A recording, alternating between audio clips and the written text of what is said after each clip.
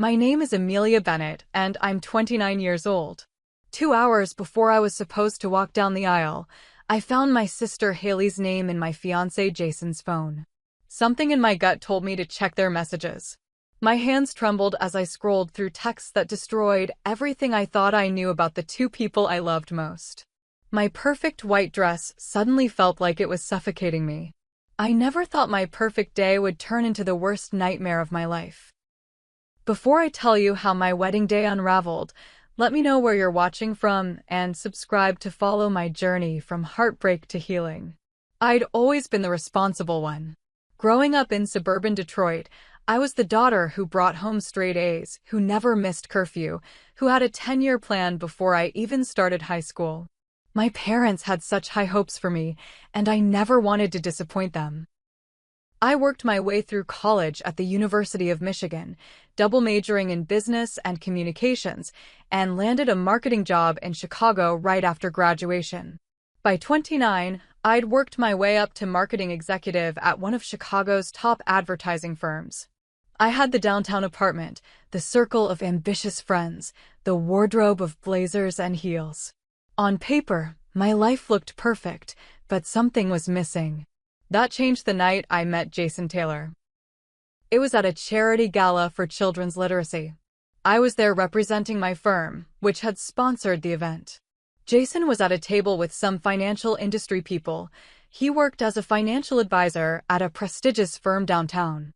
Our eyes met across the room in that cliché way you think only happens in movies. He was tall with dark hair and the kind of smile that made you feel like you were the only person in the room. When he approached me at the bar and introduced himself, I felt an instant connection. "Let me guess," he'd said, "you're the smartest person at your company, but you're too humble to admit it." I laughed, surprised by his directness. "And you're the kind of guy who thinks he can read people at first glance?" "Only the interesting ones," he replied. Our first date was 2 days later, dinner at a small Italian restaurant followed by a walk along Lake Michigan. By the end of the night, I knew this was different from any relationship I'd had before. Jason was ambitious and charming, but also thoughtful. He remembered small details I mentioned in passing. He made elaborate plans for our dates. He sent flowers to my office just because it was Tuesday. Within 6 months, we were living together in my apartment. At 1 year, he proposed during a weekend trip to Traverse City with a vintage diamond ring that was exactly my taste. I said yes without hesitation. Jason felt like home to me, like the missing piece I hadn't realized I was searching for. The only complicated part of my perfect new life was my sister Haley. Haley was 3 years younger than me, and we had a relationship that could generously be described as complex. Growing up, we were constantly pitted against each other, sometimes by our parents, sometimes by our own insecurities. Where I was studious and careful, Haley was spontaneous and bold. She got the artistic talent. I got the academic focus. She was our father's favorite. I was our mother's. The competition between us intensified when our parents divorced during my senior year of high school. Suddenly, we were shuttling between two homes, both of us desperate for stability and attention during those weekly transitions. I responded by becoming even more self-sufficient. Haley acted out, her grades slipping as she threw herself into the party scene. After I left for college, things between us grew distant. We'd see each other at holidays and family events, maintaining a polite but superficial relationship. It wasn't until Haley followed me to Chicago 3 years ago that we began rebuilding our relationship. She'd gotten a job as an event coordinator at a downtown hotel, and suddenly we were in the same city for the first time in years. Our adult relationship was a work in progress. Sometimes close, sometimes strained, but better than it had been. When Jason proposed, I asked Haley to be my maid of honor, hoping it would bring us even closer.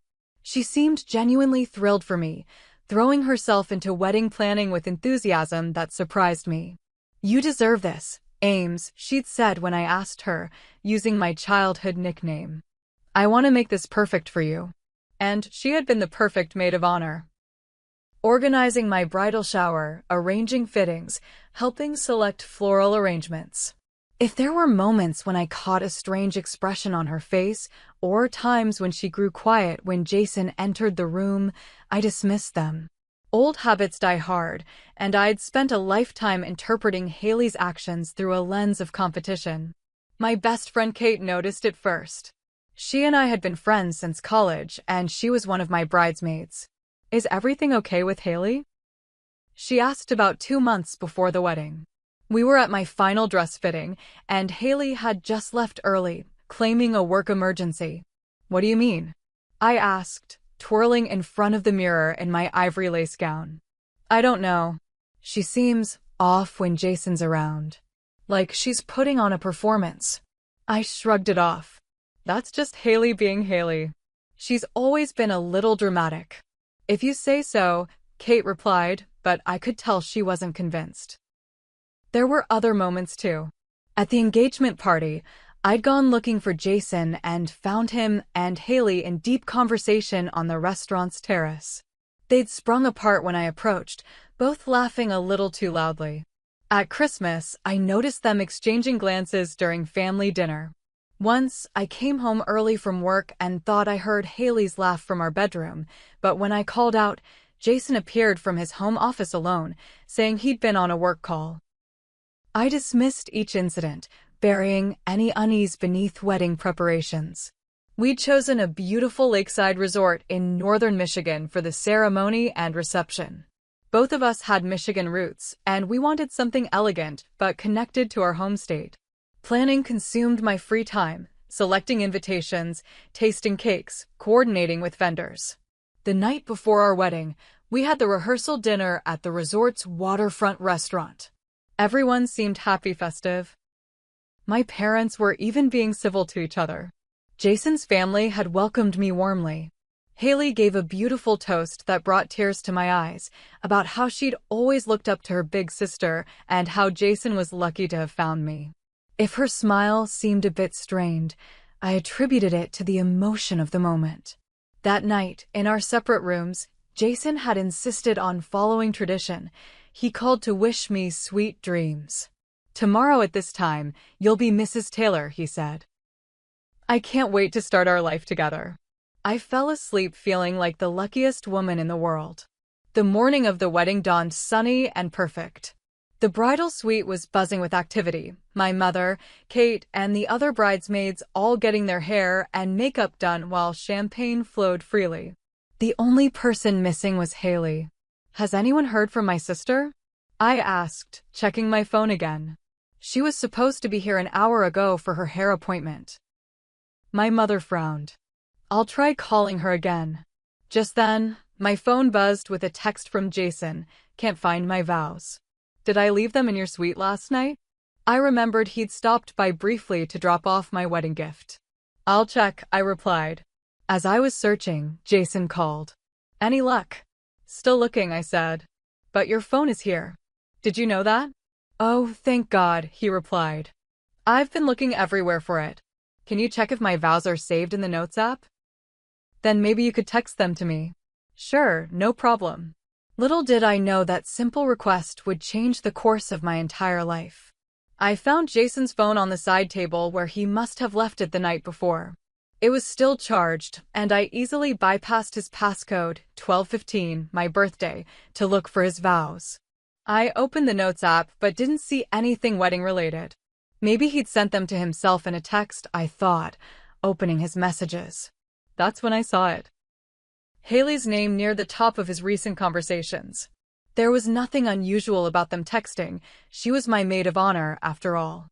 They'd had to coordinate various wedding details. Still, something made me pause. Maybe it was the timing, with Haley mysteriously absent from the bridal suite.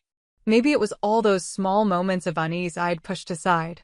Whatever the reason, I tapped on their conversation.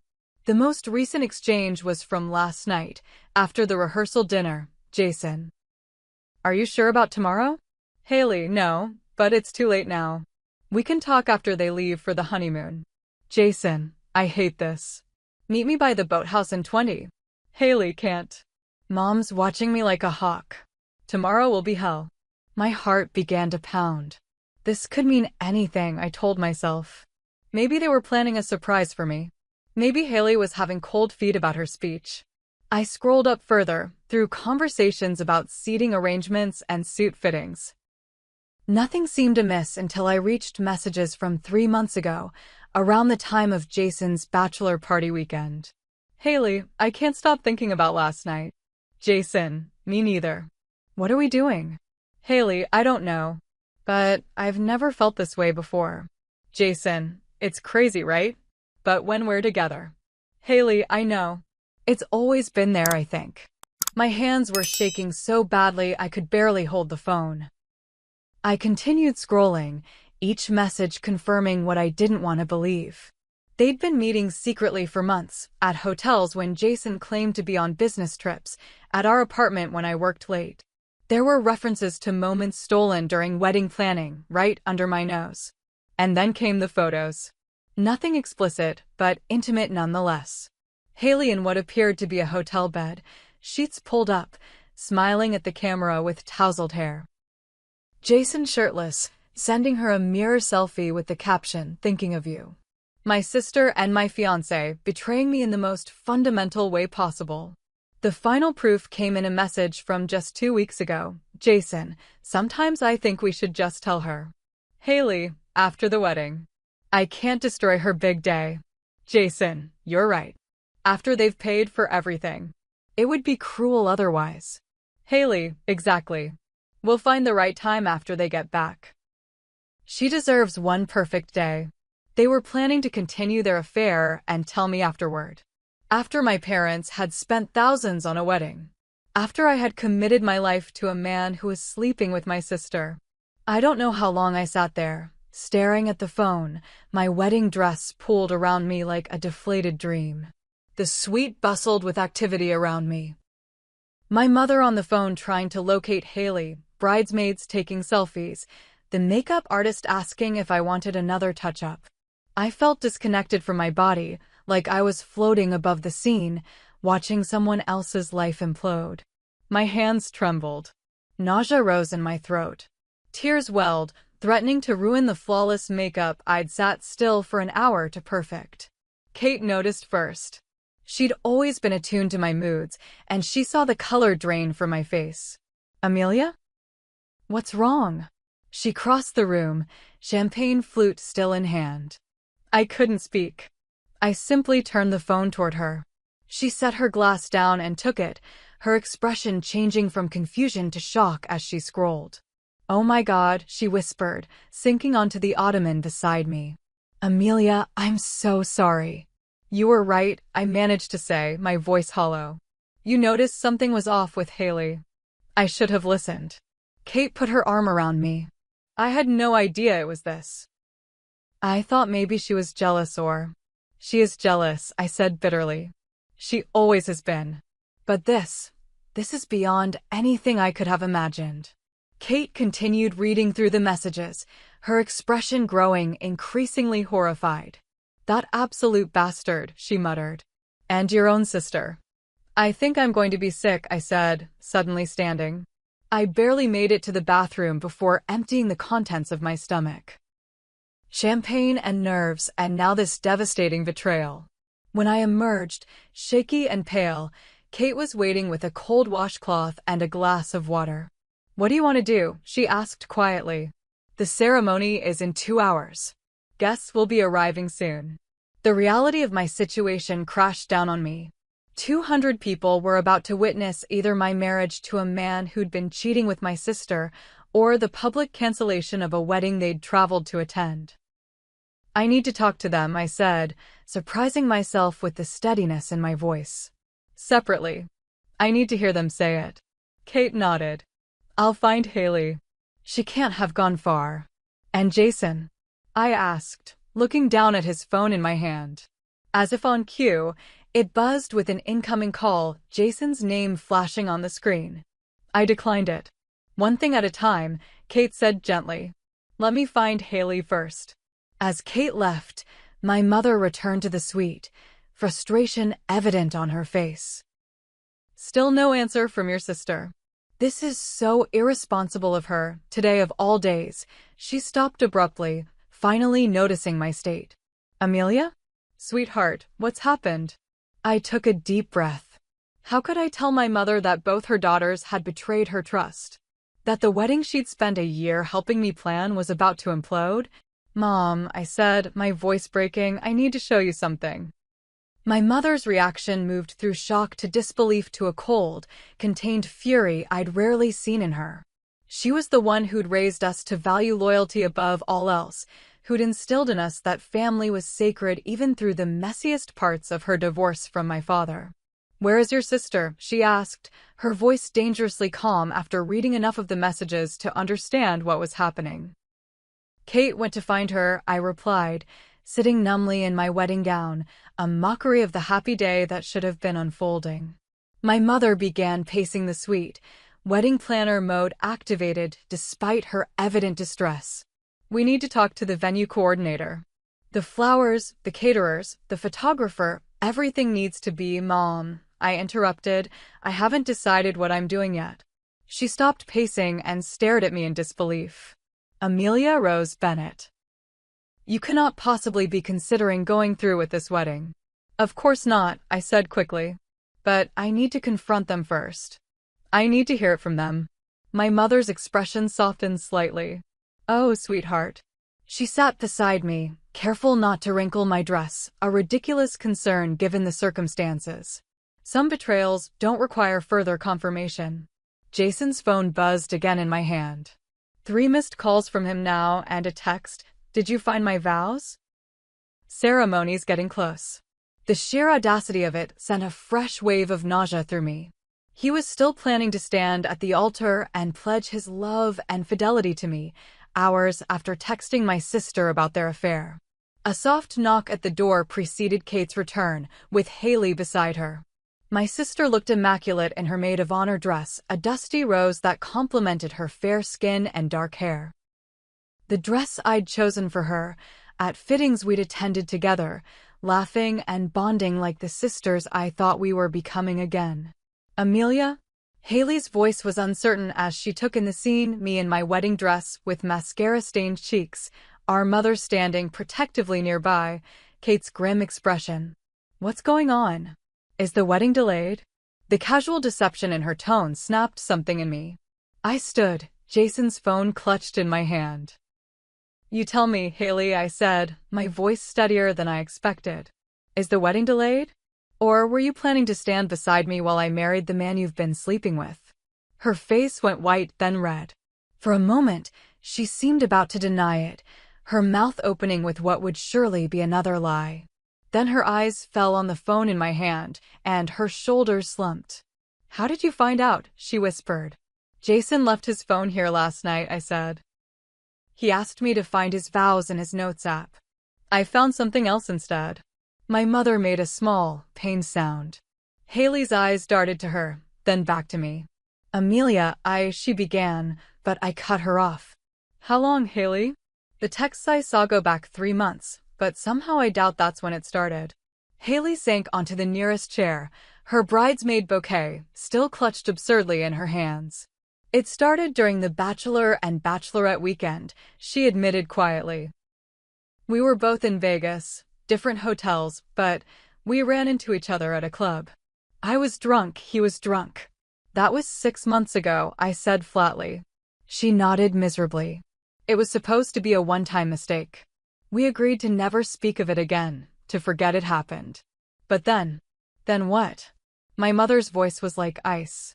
"Then we couldn't stop," Haley whispered. "We tried. God, Amelia, we tried to end it so many times. But there was this connection between us that—" "Don't you dare," I interrupted, anger finally breaking through my shock. "Don't you dare try to romanticize this betrayal."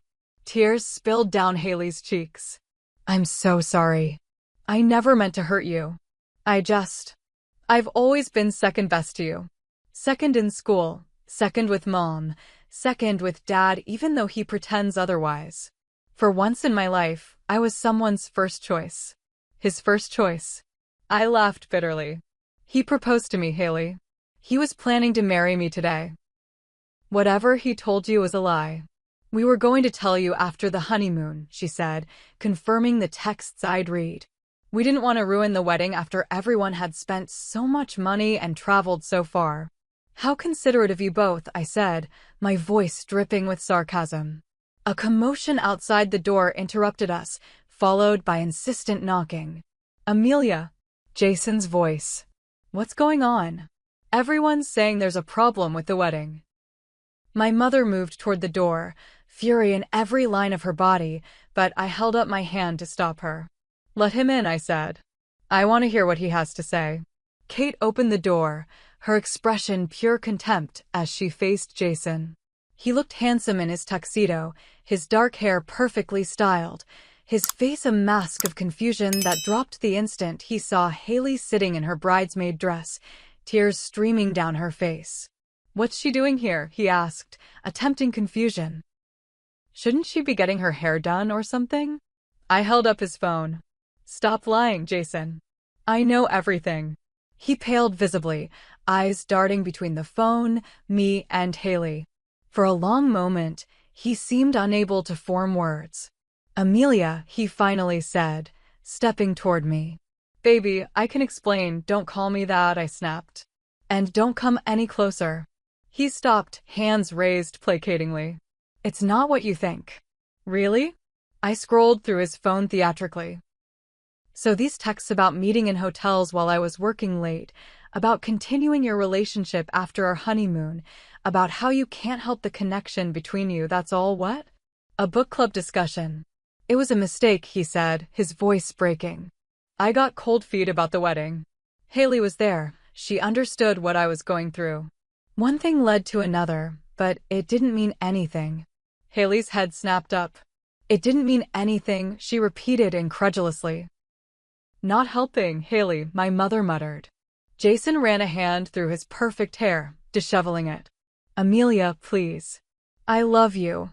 What happened with Haley was just physical. It wasn't real. Is that supposed to make me feel better? I asked. I made a terrible mistake, he continued desperately.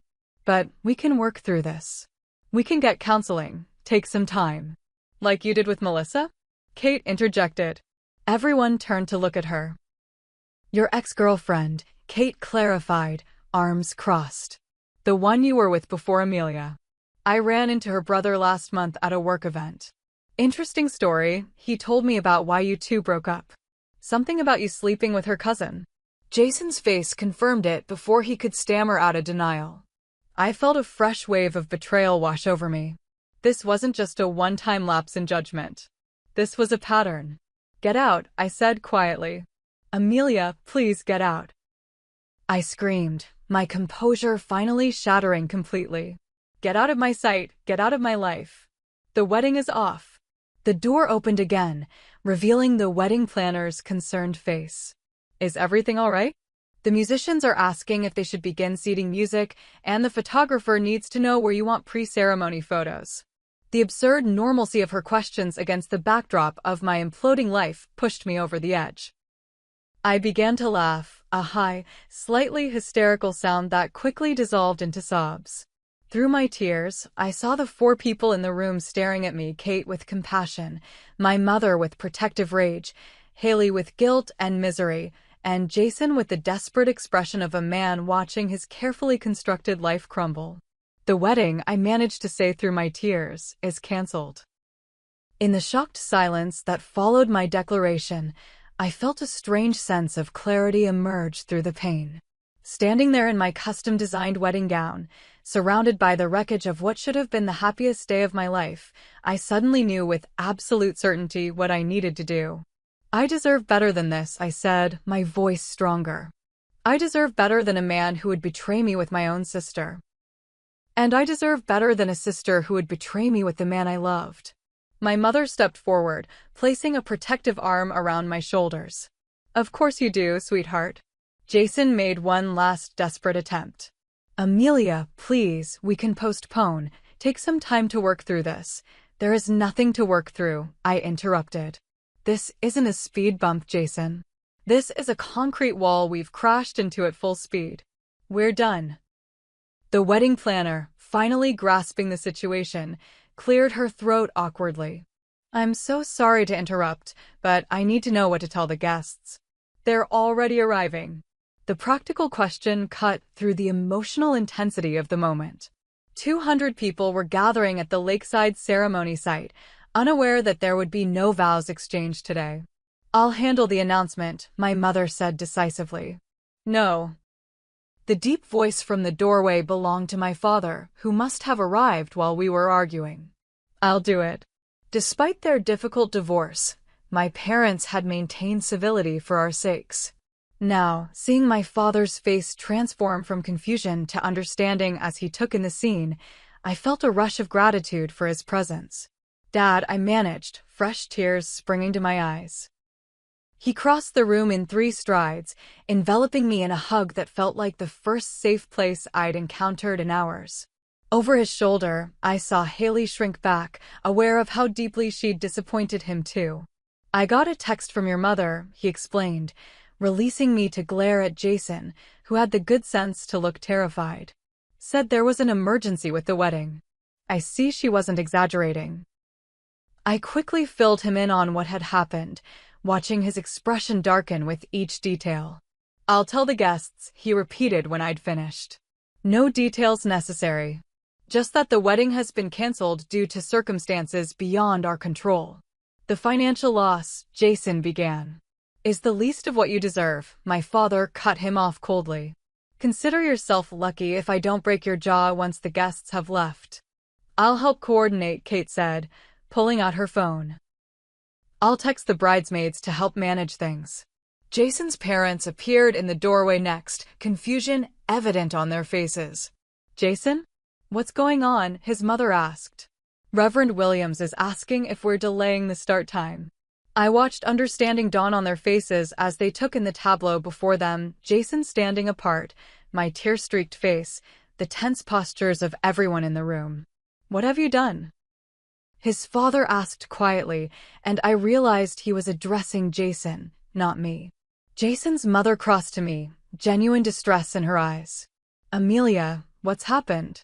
I couldn't bring myself to explain it again. Kate stepped in, quietly informing them of their son's betrayal while I turned away, unable to bear the additional humiliation of watching their reaction. We'll help with the guests, Jason's father said after a stunned silence, his voice tight with controlled anger. And then we're taking our son home to have a very serious conversation. Jason's mother nodded, shock and embarrassment warring on her face. Amelia, I don't know what to say. I'm so sorry. They left, practically dragging Jason with them. Haley remained, looking small and lost in her beautiful dress. You need to leave too, my mother told her, ice in her voice. We'll discuss this later as a family, but right now I can't even look at you. Haley nodded miserably, gathering her things. At the door, she paused. Amelia, I said. Just don't. After she left, the room felt suddenly empty. My father went to make the announcement to the guests. Kate began calling the other bridesmaids. My mother spoke quietly with the wedding planner about the logistics of cancellation. And I stood in the middle of it all, still wearing a $30,000 wedding dress that now symbolized nothing but betrayal and public humiliation. I need to get out of this dress, I said to no one in particular. Kate heard me and came over, helping me to the bedroom portion of the suite. With gentle hands, she unfastened the dozens of tiny buttons down my back, helped me step out of the layers of silk and lace, and handed me a robe. As I removed the dress, I felt like I was shedding more than just fabric. I was removing the future I'd planned, the life I'd thought I was going to have. The sensation was both devastating and strangely liberating. Through the walls, I could faintly hear my father's voice addressing the assembled guests. I couldn't make out his words, but his tone carried authority and dignity. I was grateful that he was handling this part for me. I couldn't have faced that crowd. People are already sending messages, Kate said, glancing at my phone which had been buzzing continuously. Word spreads fast. I nodded but couldn't bring myself to look at the texts. The thought of the gossip, the speculation, the pity, it was overwhelming. A knock at the door revealed the hotel manager, his expression professionally sympathetic. Ms. Bennett, I wanted to personally express how sorry we are about the situation, he said. We've arranged a private exit for you through our service area, and we've prepared a suite on the other side of the property if you'd prefer not to stay in the bridal suite tonight. His kindness nearly undid me again. Thank you, I managed. That's very thoughtful. I've also instructed the staff to pack up the gifts and personal items from the reception area. They'll be stored securely until you decide what you'd like done with them. Gifts. Another aspect I hadn't considered. Hundreds of wrapped presents that would now need to be returned. After the manager left, I became aware of a commotion in the hallway. Jason's brother Michael was speaking with Kate at the door. I just want to check on her, he was saying. Make sure she's okay. To my surprise, I found myself calling out, "It's fine, Kate. Let him in." Michael had always been the more serious of the Taylor brothers, more thoughtful, less flashy. He entered cautiously, his concern evident. "Amelia, I'm so sorry," he said. I had no idea Jason was. I mean, I knew something was off recently, but I never imagined. Neither did I said with a hollow laugh. Michael ran a hand through his hair, a gesture so similar to his brother's that it made my heart ache. I should have said something when I noticed him acting strange. Or when I saw how he was with Haley at the engagement party. I just thought they were becoming friends because of the wedding planning. You noticed something between them at the engagement party? I asked sharply. Michael looked uncomfortable. Just something in the way they were talking. It reminded me of how he was with. He stopped abruptly. With Melissa's cousin, I finished for him. Kate told me. He nodded, grimacing. Jason has always had issues with commitment. With boundaries. Our parents' marriage was pretty dysfunctional, though they hide it well in public. But that's no excuse for what he did to you. It was strange to be receiving this insight now, when it was too late to matter. But it did help to know that Jason's betrayal wasn't about me or what I lacked, it was about something broken in him. Thank you for checking on me, I said sincerely. If there's anything I can do. He offered. Actually, I said, could you make sure Jason doesn't try to contact me again today? I can't handle seeing him right now. Consider it done, Michael promised. He's already left with our parents, but I'll make sure he stays away. After Michael left, my phone buzzed with yet another text, this one from Jason. Please let me explain. I love you. We can fix this. I handed the phone to Kate. Can you deal with this? Block him, or just turn it off? I can't look at it anymore. Absolutely, she said, taking the phone and immediately powering it down. My father returned, his expression grim but satisfied. It's done. Most people are leaving now. A few have asked to speak with you, but I've told them you're not available. Thank you, Dad, I said, suddenly exhausted.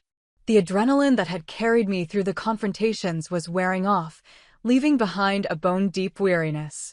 What do you want to do now, sweetheart? My mother asked gently. We can go home, get a different hotel, whatever you need. What I needed was to rewind time, to go back to yesterday when I still believed in the love story I thought I was living. But since that was impossible, I think I'll take the hotel manager up on his offer of a different suite, I said. I just want to sleep. Tomorrow we can figure out everything else. My parents exchanged a look I couldn't quite interpret. I'll stay with you, Kate offered immediately. I nodded gratefully. The thought of being alone with my thoughts was unbearable. As we prepared to leave through the hotel's service exit, avoiding the departing guests, I caught a glimpse of myself in the mirror. Hair and makeup still perfect, ready for a wedding that would never happen. Eyes hollow with shock and betrayal. The beginning of the rest of my life, just not the beginning I had planned. The days following what should have been my wedding unfolded in a blur of practical tasks that barely masked the emotional devastation beneath. Returning to my Chicago apartment felt like entering a museum of a life that no longer existed. Jason's running shoes by the door, his favorite coffee mug in the sink, his scent lingering on the sheets I immediately stripped from our bed. Kate stayed with me that first week, sleeping on my couch and running interference with the outside world. She helped me box up Jason's belongings, arranging for his brother Michael to collect them when I wasn't home. She fielded calls from concerned friends and family. She deleted the social media apps from my phone after I made the mistake of checking Instagram and finding my feed flooded with pitying messages. "You don't need to see any of this right now," she said firmly, tapping through my phone settings. "Focus on yourself, not what other people are saying." I took 2 weeks off work, something I'd never done before. My boss was understanding, having been through a painful divorce herself. "Take the time you need," she told me. "The job will be here when you're ready." In that strange limbo time, I oscillated between numb shock and searing pain. Simple tasks became monumental. Showering, eating, even getting out of bed required conscious effort. Sleep was elusive, my mind replaying scenes from the wedding day, from my relationship with Jason, from my childhood with Haley, searching for signs I'd missed, for the moment everything went wrong. A week after the non-wedding, I made my first appointment with a therapist. Dr. Levine was a woman in her 50s with kind eyes and a direct manner that cut through my defenses. "You've experienced multiple betrayals," she told me in that first session. "From the two people closest to you. It's natural to feel destabilized, to question your judgment, to wonder what was real." "I keep thinking I should have known," I admitted, twisting the tissue in my hands. "There were signs." "Hindsight creates patterns that weren't visible in the moment," she replied. "Don't punish yourself for trusting the people you loved." Those sessions became an anchor in the stormy weeks that followed. Twice a week, I would sit in Dr. Levine's office and gradually unravel the complex web of emotions. The anger, the grief, the humiliation, and beneath it all, a profound sense of loss that went beyond just losing Jason. I had lost my faith in my own perceptions, my trust in family bonds, my carefully planned future. Jason continued his attempts to contact me, desperate voicemails, emails, even letters delivered to my apartment. Each one followed the same pattern: passionate declarations of love, minimization of his betrayal, a mistake, meaningless, and promises to change. I deleted them all unread after the first few. His persistence only ended when my father, apparently, paid him a visit. My dad never told me exactly what was said, but the messages stopped immediately afterward. Haley was another matter. My mother had apparently taken her to task in what she described as the most difficult conversation of my life, but she also urged me to eventually speak with my sister. Not for her sake, my mother clarified during one of her daily check-in calls. "For yours. So you can move forward without this poisoning your life." But I wasn't ready. The betrayal from Haley cut even deeper than Jason's in some ways. Sisters were supposed to be there for each other, to protect each other. Instead, she had deliberately hurt me in the most profound way possible. Through mutual friends, I learned that Jason and Haley had continued seeing each other briefly after the wedding debacle, a final twist of the knife that confirmed I'd made the right decision. That relationship imploded within weeks, surprising no one except perhaps them. About 3 weeks after the wedding, I was organizing the stack of gift returns I'd been avoiding when there was a knock at my door. Through the peephole, I saw Jason's sister Eliza, shifting nervously in the hallway. I hesitated, then opened the door. Eliza and I had gotten along well during my relationship with Jason, but I hadn't heard from her since the wedding. "I'm sorry to drop by unannounced," she said. "I tried calling, but..." "I've been screening calls," I admitted. "Come in." She entered cautiously, taking in the half-packed boxes and reorganized furniture, all evidence of my attempts to reclaim my space. "I wanted to check on you," she said, declining my offer of tea. "And to tell you how sorry I am about what Jason did. What they both did." "Thank you," I said, the words feeling inadequate. Eliza twisted her hands together. "There's something else. Something I think you should know." She took a deep breath. "This isn't the first time Jason has done something like this." "I know about Melissa and her cousin," I said. "It's more than that," Eliza continued. "There was a pattern with Jason even before Melissa. In college, with his roommate's girlfriend. At his first job, with a married coworker." She looked down. "Our family, we enabled it. Made excuses. Cleaned up his messes. I'm ashamed that we didn't tell you, that we let it happen again. Her confession hit me like a physical blow. It wasn't just Jason and Haley who had deceived me, it was an entire family who had known his character and stayed silent. Why are you telling me this now? I asked, my voice tight. Because you deserve to know it wasn't your fault, she said simply. And because I'm done protecting my brother from the consequences of his actions. After Eliza left, I had my first major breakdown. Alone in my apartment, I slid down the wall to the floor and sobbed until I couldn't breathe, great heaving cries that felt ripped from the center of my being. I cried until my throat was raw and my eyes were swollen shut, until there seemed to be no tears left in my body. Then I dragged myself into the shower, sat on the floor under the hot spray, and continued crying. It was rock bottom. Curled up in the bathtub, water running cold, I realized I had a choice to make. I could let this betrayal define me, shape my future relationships, turn me bitter and mistrustful. Or I could choose to heal, however long and painful that process might be. When Kate found me, she still had a key and checked in daily. I was wrapped in a towel, hair dripping, making a list. "What's this?" she asked, eyeing the notepad. "Steps to reclaim my life," I said, my voice hoarse from crying but steady. "Starting with finding a new apartment. I can't heal in a space filled with memories of him." Kate's relief was palpable. She'd been worried about me, I knew, afraid I'd get stuck in the quicksand of grief and betrayal. "Count me in," she said, grabbing a pen to add her own suggestions to my list.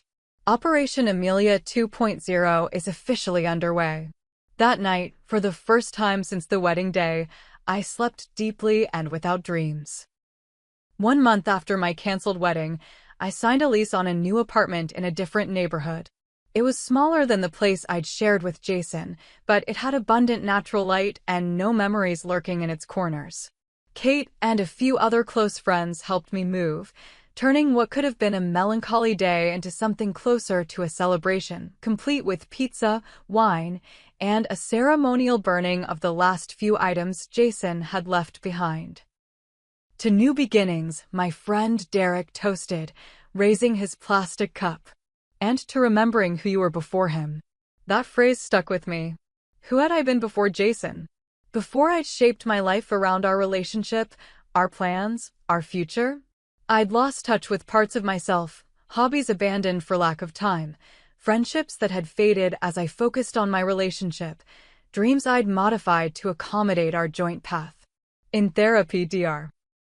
Levine encouraged me to reconnect with these discarded pieces of my identity. "Think of this as an opportunity," she suggested. "A chance to rediscover yourself without the constraints of someone else's expectations." I began small. I dug my camera out of storage. Photography had been a passion in college that I'd let slide. I signed up for a weekend pottery class I'd always been curious about. I rejoined my old book club that met on Thursdays. A night I'd previously reserved for dinner with Jason. My return to work provided another anchor. I'd built my career through determination and skill, and that part of my identity remained intact despite the personal earthquake I'd experienced. My colleagues were supportive without being intrusive, and the familiar challenges of my job gave me purpose during daytime hours when my mind might otherwise have wandered to darker places. 3 months after the wedding, that wasn't. I felt the first real shift in my healing. I was having dinner with Kate when she asked how I was doing, a question I'd been answering with some variation of surviving for months. "I'm okay," I said, surprising myself with the realization that I meant it. Not great, not healed, but okay. Like I can see a future where this isn't the defining event of my life. Kate raised her glass. "That's huge, Ames. I'm proud of you." That same week, at Dr. Levine's suggestion, I created an online dating profile. Not to find someone new, she clarified, but to remind yourself that your romantic life didn't end with Jason. That there are possibilities ahead. My first date was a disaster. A man who spent 2 hours talking about his cryptocurrency investments while barely asking me a single question. But it was also strangely liberating. I'd survived a public wedding cancellation and heartbreaking betrayal. An awkward date with a self-absorbed stranger barely registered on my emotional Richter scale. 6 months post-non-wedding, I attended a weekend retreat for women healing from relationship trauma. In the mountains of Wisconsin, surrounded by strangers with their own stories of betrayal and loss, I found unexpected comfort. During a journaling exercise, I had a breakthrough about patterns in my relationship with Haley that had set the stage for what happened. I was always the responsible one, the achiever, I wrote. She was the wild one, the rebel. We played these roles our whole lives, even as adults. I see now how that dynamic created a perfect storm with Jason, me trusting implicitly, her acting impulsively, both of us locked in our childhood patterns. Understanding didn't equal forgiveness, but it helped me contextualize what had happened. It wasn't just about Jason's character flaws or Haley's selfishness. It was about family dynamics that had been brewing for decades. I began writing letters I never intended to send to Jason, to Haley, to my parents, even to myself. I poured out my anger, my grief, my disillusionment. With each letter, I felt a little lighter, a little more free from the emotional tangle that had defined the past months. The one-year anniversary of my canceled wedding arrived on a beautiful June day, eerily similar to the weather on that fateful morning. I dreaded this milestone, worried it would trigger a setback in my healing. Instead, I woke up feeling reflective, but not devastated. That same week, I learned through the grapevine that Jason and Haley's relationship had imploded spectacularly months earlier. According to mutual friends, they'd tried to make it work after the wedding disaster, justifying their betrayal as some grand cosmic love story that was worth the pain they'd caused. Reality had proven otherwise. Apparently, they were toxic together, my friend Melissa, not Jason's ex, a different Melissa, reported. Fighting constantly, accusing each other of cheating. They finally had a huge public blow-up at Finnegan's pub. Jason left with a drink poured over his head. The news should have been satisfying, vindication that their connection had been nothing but selfish delusion. Instead, I felt oddly detached, as if hearing about characters in a movie I'd seen long ago. Does it bother you? Melissa asked carefully. I considered the question. No, I said, realizing it was true. Their story isn't my story anymore. My mother had been trying for months to broker peace between her daughters, a well-intentioned but misguided effort. During a tense phone call, I finally established clear boundaries. Mom, I appreciate what you're trying to do, but I'm not ready to have Haley in my life again, I explained. Maybe someday, but forcing a reconciliation now isn't healthy for either of us. Family is family, she protested. You can't avoid each other forever. Actually, I can, I replied calmly. Being related by blood doesn't entitle someone to a relationship with me, especially after what she did. My mother didn't bring it up again. As the second year after my non-wedding began, a surprising opportunity arose at work, a chance to lead a new branch of our marketing firm opening in New York. It would mean leaving Chicago, my support network, the life I'd rebuilt piece by careful piece. What do you think? I asked Dr. Levine in what had become monthly rather than weekly sessions. What do you think? She countered, in typical therapist fashion. I laughed. 2 years ago, I would have said no immediately. My whole life was here, Jason, our plans, our future. But now, I paused, considering. Now I'm curious about what might be waiting for me somewhere new. That sounds like your answer, she said with a smile.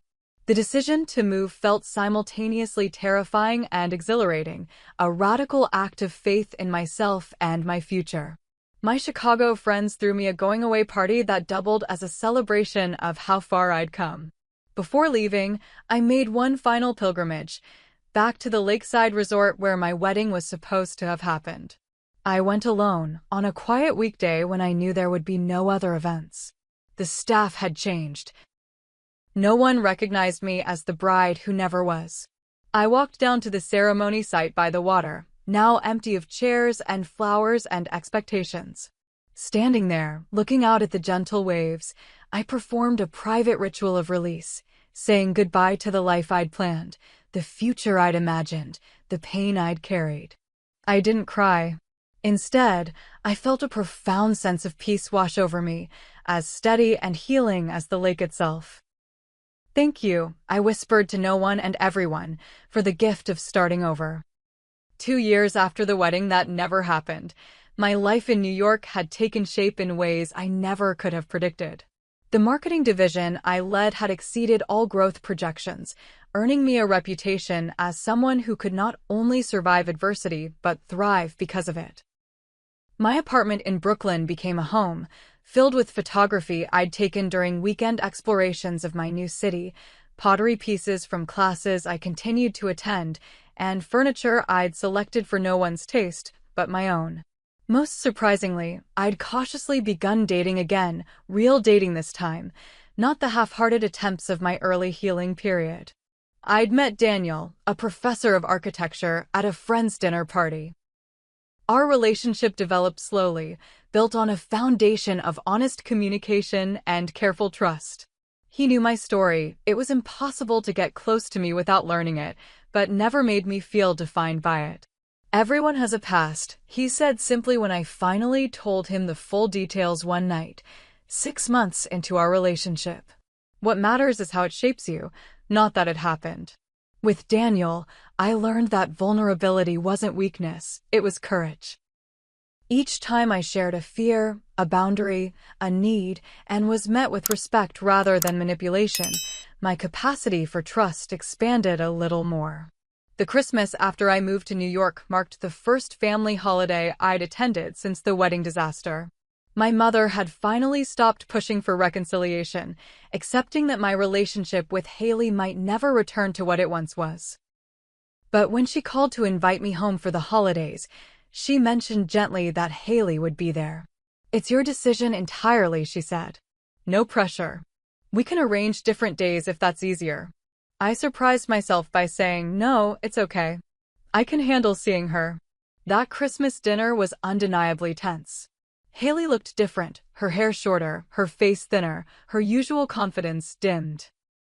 Our interactions were polite but distant, both of us carefully navigating the minefield of our shared history. It was the day after Christmas when Haley asked if we could talk privately. We walked through our childhood neighborhood, snow crunching beneath our boots, familiar houses decorated for the holidays. "I've been in therapy," she began without preamble, "for almost 2 years now.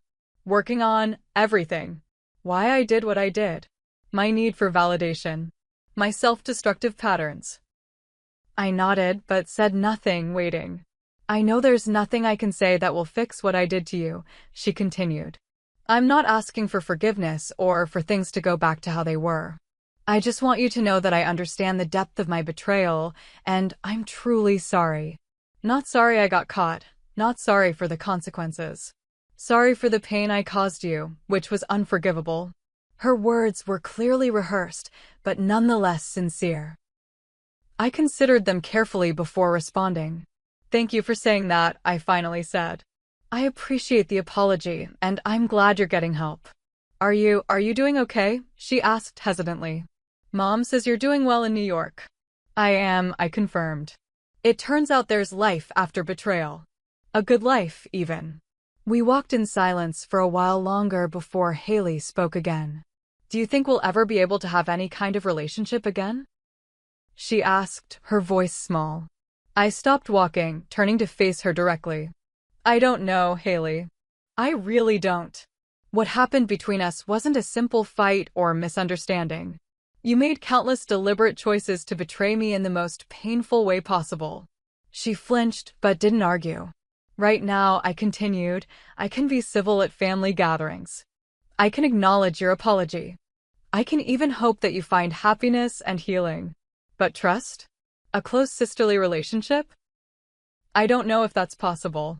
"I understand," she said, eyes downcast.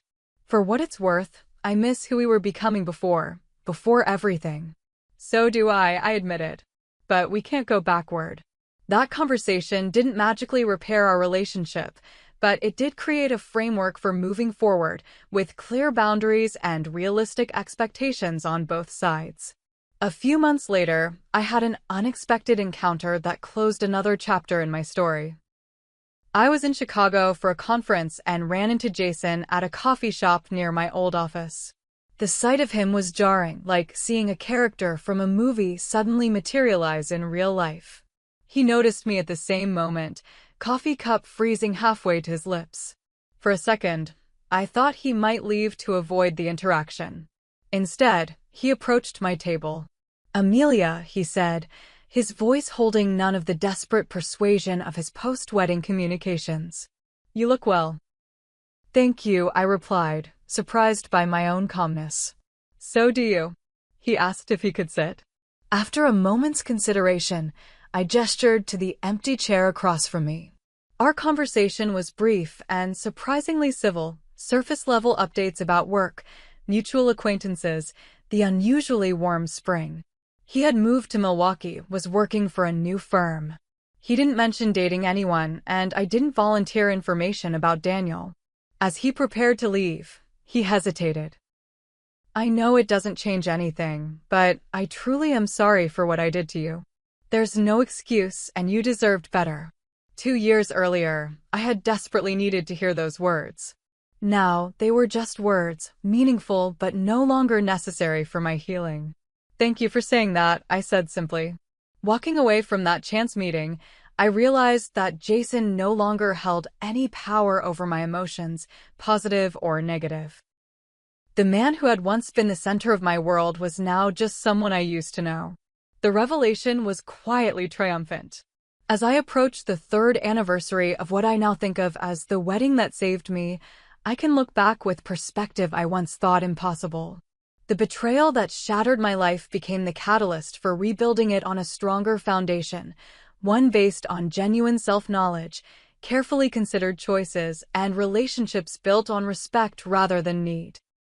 I've learned that resilience isn't about avoiding pain but moving through it with purpose. I've discovered that trust, once broken, can be rebuilt, but only with deserving people who demonstrate their trustworthiness through consistent actions, not just words. Most importantly, I've learned that no single event, not even the most dramatic, painful betrayal, defines who we are unless we allow it to. We always have the choice to create meaning from our suffering, to use it as a doorway to a more authentic life. I sometimes wonder what would have happened if I hadn't found those texts on Jason's phone that morning. Would I have married him, unaware of his true character? Would I have spent years in a marriage built on deception, possibly discovering the truth in even more devastating ways? Would I have continued to accept less than I deserved in the name of maintaining appearances? The wedding that never happened saved me from the life I never should have had. And for that unexpected gift, I found a kind of gratitude that coexists peacefully with the memory of pain. What was your most significant life lesson that came from an unexpected or painful situation? Have you ever experienced a blessing in disguise that only revealed itself with time? Share your story in the comments below, and don't forget to like, subscribe, and turn on notifications to join me for more real-life journeys through challenge to transformation. Thank you for being part of my healing by listening to my story, and remember, sometimes the path we didn't choose becomes the greatest gift of all.